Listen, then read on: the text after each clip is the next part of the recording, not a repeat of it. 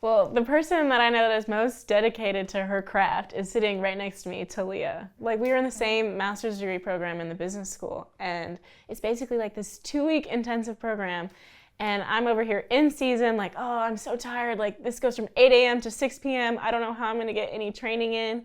And somehow, some way, she figures out a way to not only train and get shots up, like after our program, but then turn around and do crazy Pilates, and just, she always has a way to fit it in, even though our schedule is from like 8 to 6 and I was exhausted, but she's over here like, no guys, like I'll catch you at the movies after I'm done shooting. Like the gym closes at 10. I'm gonna finish my homework by 11:59. I'm like, Talia, like what? Like how are you doing these things? You want me to speak? You want me to speak?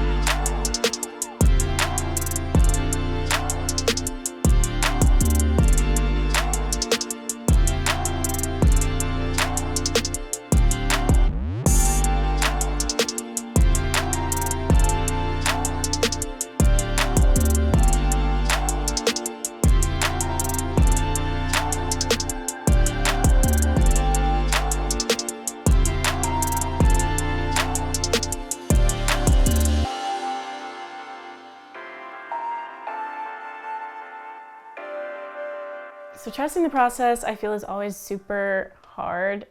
But I think like the way to like counteract that is just to become like so prepared that you know that no one else has outworked you in whatever event or sport that you're in.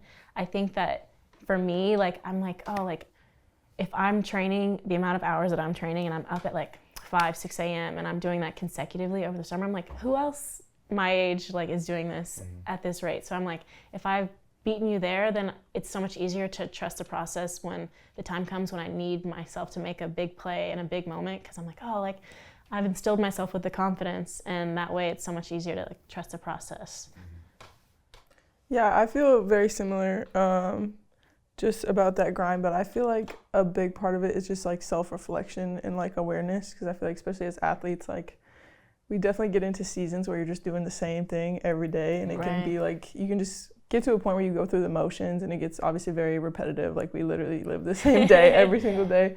So making sure that I'm just like taking time to like reflect on how I'm actually doing what I need to work on, and just like kind of analyzing that as I go, because it's good to have a routine and do the same thing every day, but not get caught in just going through the motions of doing it, because then I feel like that loses value. How do you practice your self-reflection? For me, I journal a good amount, but if not, it's literally just like a moment to just like sit there and like reflect yourself or like think about it. It helps me to write it down, but you don't necessarily have to. But I think just keeping that awareness, and like if you do a workout that you do every day, like actually think about how you were doing it, and not just, because it's one thing to go shoot 100 shots, but how are you shooting those shots? Is it really like, are those the shots you need to be shooting? Like things like that. That's that Kobe mindset right there. That's how I think about it. When I hear trust the process, I think of just understanding yourself and your value you bring. I think the process is like one of the, as athletes especially, is like the hardest thing you can deal with. So just kind of having that mindset and knowing, just like what you said, having that mindset of like no one's gonna outwork you every single day, and just trusting what you bring to the table. I love that. And now you're over here making the catches of the year, you know? No, for sure. I was just wondering, like, open to anyone, like, are you guys good at taking criticism, or is it something that you've learned to like be better at? You know, me, myself, I wouldn't say I'm the best. Like, I have a bad habit of equating performance to identity. Like, how I perform is not me. And I think like sometimes when someone like criticizes my play, I feel like they're criticizing like me, Simone, the person, and that's not, those are two distinct different things, and I feel like I've been working on that. But I think I always need to remember like those two things are separate, and that people that are quote unquote criticizing you, depending on the tone and how they're approaching me, is usually like done out of the best of their, like the greater part of their heart. And I know that they're trying to help me for the long run in terms of reaching my fullest potential. So yeah, I think it's always tough when you, especially when you have like, you know, coaches or staff, you know, that are critiquing, you know, what you're doing. You kind of, or even especially with teammates too, that are criticizing you or trying to help you. But, you know, you always feel like kind of that sense of pride that, you know, like, I know what I'm doing, like don't worry about me, like worry about you. But again, I think going back to like kind of the vulnerability part of it too is like, kind of you have to realize when somebody is trying to help you out and try to, you may not have to listen to everything that they say, but kind of understand where they're coming from. They're able to see it in a different perspective as you. And so sometimes it is, worth listening to them and hearing them out. But I mean, even criticism from like, people outside of your team, especially with social media, that creates a whole nother world of, criticism and trying to find your self-worth through all of that and stuff. And yeah, I think again, with like that personal reflection, kind of understanding who you are as a person, that performance, how you perform in one day doesn't define who you are. And once you kind of know that and have your foundation, I think like taking in the criticism, good and bad, kind of makes it easier. Yeah, I think for me, when I first like got to college, I was very bad at taking criticism, just because I feel like I was just terrified of like not being good enough. So when I would hear criticism like that was kind of where my mind would go, and I would beat myself up a lot and take it really personally.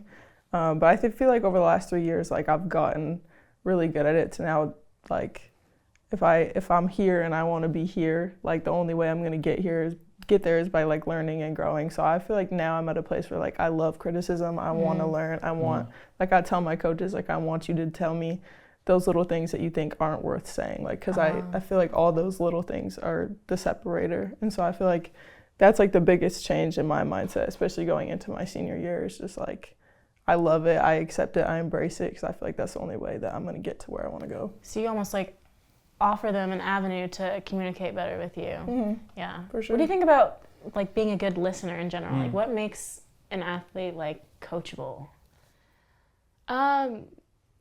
It's just that willingness to like see something from the other side. And I think your point about separating your performance with your identity is like the number one step in like being able to take criticism and be coachable.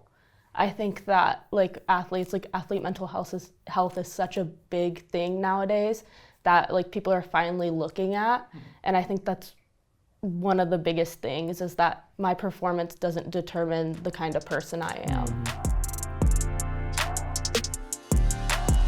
So the moment we've all been waiting for, are you guys a black or white Nike Air Force type of person?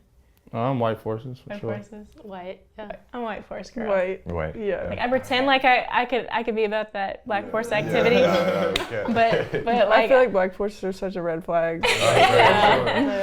I'm staying clear if they be wearing black Air Forces. Yeah, okay. Yeah, but I'm still like a big Nike girl, obviously. Like, let me show off the Exhibit A. You see moss green, just a little something. I'll usually wear this like exact carbon copy to class. I was literally telling Talia, I was like, don't tell them that I've worn this already before. Like, but this is my go-to fit walking around campus. What other brands do you guys wear?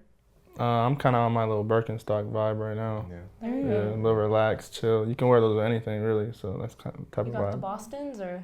No, see, I don't know them like that. I'm just on the little The closed suede. toe ones? You have or the like- Oh yeah, no, the Yeah, clothes, yeah, the clothes. You gotta yeah. go clothes. Yeah, Okay, good. The clogs. All right. Yeah. Hey, yeah, the clogs. No hate on the jandals either. For me, I don't know. This is crazy, but like my mom's closet, like she has some stuff from like early 2000s that I'm like, Mom, like this is so cute. It's And coming so- back. Exactly, It's coming back. yeah. And I'm so happy she saved everything. Yeah. So What's old is new again. exactly. Yeah, I would say I'm very much like Nike, and then like you said, like vintage. Like when I went home over the summer, I like raided my grandpa. My grandpa was getting rid of a bunch of his clothes, and so I have a bunch of stuff like from his high school that I wear a lot. That's so and just cool. like I like vintage retro stuff, but I definitely be wearing like sweats and comfy clothes more than anything. Yeah, I don't have like a specific brand that I like, but I love thrifting. Like I would go to a thrift store before I go to any other like name brand store, and because shoot, you be finding some really good finds at some thrift stores, yeah. And for like $10, you'll get like a $100 hoodie that you would have got if you bought it off the store. So It honestly doesn't matter where you get it, as long as like no one else is copying me. Like if I see someone else wearing it, I can't. Y'all can have gotta it. have to go wear it, change. though. Yeah. You gotta know how to wear it. I'm gonna be wearing these soon, so watch out. Watch out. I'm gonna have to redo the wardrobe. So I feel like In this new NIL world, it's even more prevalent to talk a little bit about personal brand. Why do you guys think that creating personal brand is so important in this age, and how do you kind of facilitate that and show it off to others? Well, I think it's so important to be authentic in a team sport that wants you to conform and all of these things. And I think the main way I do it is I have a way that I like to be a teammate that I've transferred from every team I've been on. And I think holding true to that is being true to myself. And I think it's been a pretty good outcome in terms of how it's been received. And so I think, yeah, just staying true to the kind of teammate I want to be. I think for me, it's just kind of being yourself. If you try to be something else or trying to be someone else, you kind of get drained. Then it kind of mixes up things. I think being your true self is what makes the team and the culture unique and fun. And I think you find more joy doing it. That's good. That's really good. Yeah, I think for me, being a leader has always been something that's really important to me. And besides my freshman year of college, I've been a captain on every team I've been on, and I just like take it really seriously. And I feel like that's a big way that I impact winning. But I definitely struggled with like authenticity, I think, my first few years of college, because I thought because I was a leader, I had to be someone, or I had to fit the mold of what that meant. When really I just like, I can be a great leader just by being who I am and practicing that leadership. So I think that was definitely a journey for me, is trying to figure out balancing being a leader, but being it as who I am and staying true to myself. Yeah, I feel like if you try to put on that mask, it'll only last so long. And, once you are your true self, everybody else can kind of feel it too, Yeah, for sure. And, and people will know when you're being fake, especially in a team setting. And so if you start off, just, being authentic, being your true self, people will start to respect it. And that'll also open them up to be their true selves. And now, you'll have a group of people that, can be comfortable being themselves and being able to play how they play or be who they are and stuff. And I think that's going to be really key in a really strong team culture. I also feel like from a brand perspective, like your fans want to get to know who you are as more than just an athlete, and that's why like these people are fans of you, like they want to see that other side of you. So I feel like with social media and NIL, like it's just a great opportunity to showcase like who you are outside of your sport, because eventually, that sport's gonna go away, and then like who's left.